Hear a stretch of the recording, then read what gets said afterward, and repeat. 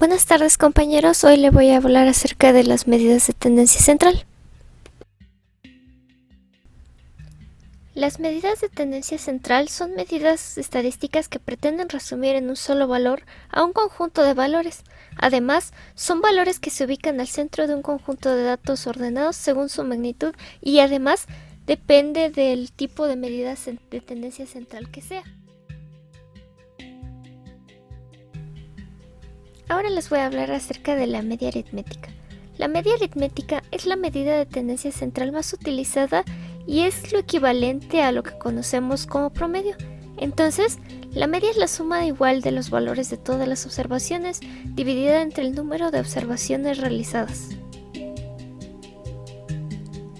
Con el fin de evitar cálculos aritméticos tediosos, no hace muchos años, cuando se tenían numerosos datos, los datos originales se resumían en una tabla de frecuencias, como podemos ver en esta tabla.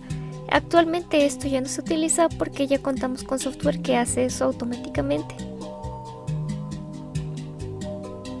Ahora un breve resumen de cómo se calcula. Sea en el tamaño de una muestra que contiene las observaciones, entonces la media aritmética es la suma de todos los datos, en donde el subíndice i indica un número de conteo para identificar cada observación.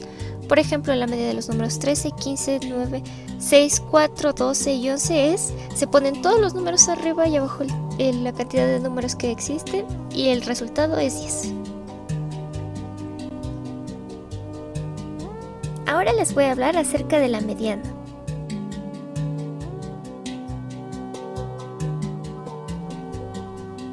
La mediana es el valor central que se localiza en una serie organizada de datos. Representa el valor de la variable de posición central en un conjunto de datos ordenados. La mediana es el centro geométrico de la distribución de los datos. Aquí les pongo un ejemplo de cómo obtener la mediana. Como por ejemplo, para obtener la mediana de los números 13, 15, 9, 6, 4, 12 y 11, primero hay que ordenarlos del menor al mayor. Y entonces el dato que esté en medio es la mediana, en este caso es 11. Si el número de datos fuera par, tendríamos dos valores centrales y la mediana sería la media de estos dos valores. Por ejemplo, la siguiente, donde se tiene 4, 6, 9, 11, 12, 13, 15 y 15, entonces tenemos a la mediana el 11 y 2. La siguiente es la moda.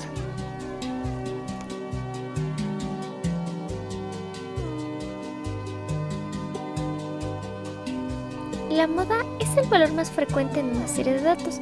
Por ejemplo, para los siguientes datos, 3, 4, 15, 6, 15, la moda es 15 porque es el valor que se repite más. Si se tiene dos o más valores con la misma frecuencia máxima, la distribución puede ser multimodal, es decir, se pueden tener dos modas. También puede ser que pueda no existir la moda, si no hay un valor que se repita más veces que los otros, simplemente no existe la moda. Por ejemplo, en un valor 1, 2, 3, 4, 5 no existe una moda, ya que ninguno de sus valores se repite. Ahora voy a hablar brevemente acerca de cómo determinar el tamaño de una muestra. Ahora les voy a mencionar unos factores a considerar. Se debe de considerar el tamaño de la población. Una población es una colección bien definida de objetos o individuos que tienen características similares. Hablamos de dos tipos: población objetivo, que suele tener diversas características, y también es conocida como la población teórica.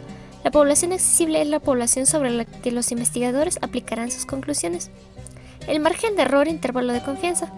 El margen de error es una estadística que expresa la cantidad de nuestro muestreo aleatorio de los resultados de una encuesta, es decir, es la medida estadística del número de veces de cada 100 que se espera que los resultados se encuentren dentro de un rango específico. El nivel de confianza. Estos son intervalos aleatorios que se usan para acotar un valor con una determinada probabilidad alta. Por ejemplo, un intervalo de confianza del 95% significa que los resultados de una acción probablemente cubrirán las expectativas el 95% de las veces. Y por último, la desviación estándar. Es un índice numérico de la dispersión de un conjunto de datos o población. Mientras mayor es la desviación estándar, mayor es la dispersión de la población.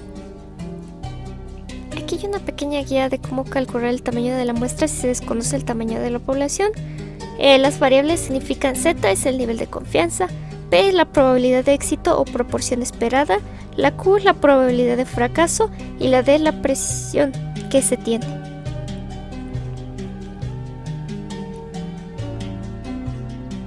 Ahora todo lo contrario, un cálculo del tamaño de la muestra conociendo el tamaño de la población, ahí tiene la fórmula.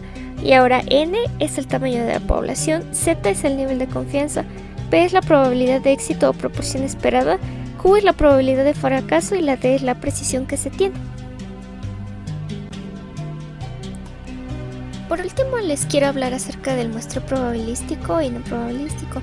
El probabilístico se basa en el principio de equiprobabilidad. Esto quiere decir que todos los individuos de la muestra seleccionada tendrán las mismas posibilidades de ser elegidos. Lo anterior nos asegura que la muestra extraída constará con representatividad. Al azar siempre tenemos la sistemática, estratificada y conglomerados, y entre sus características está que no hay discreción del investigador, los elementos se seleccionan por reglas mecánicas, hay error muestral y se conoce la probabilidad de inclusión. Y la otra que tenemos es el muestreo no probabilístico, que no sirven para hacer generalizaciones, pero sí para hacer estudios exploratorios. En este tipo de muestras se eligen a los individuos utilizando diferentes criterios. Están relacionados con las características de la investigación, no tienen la misma probabilidad de ser seleccionados, ya que el investigador es el que suele determinar la población de objetivo. En este caso tenemos por juicio u opinión, por cuotas, de bola de nieve o de conveniencia. Y sus características es que la muestra es discrecional, los elementos se seleccionan por facilidad, conveniencia y no por reglas físicas, no hay error muestral o no se puede calcular y no se conoce la probabilidad de inclusión. Eso ha sido todo acerca de mi parte, compañeros. Muchas gracias, espero que tengan un bonito día.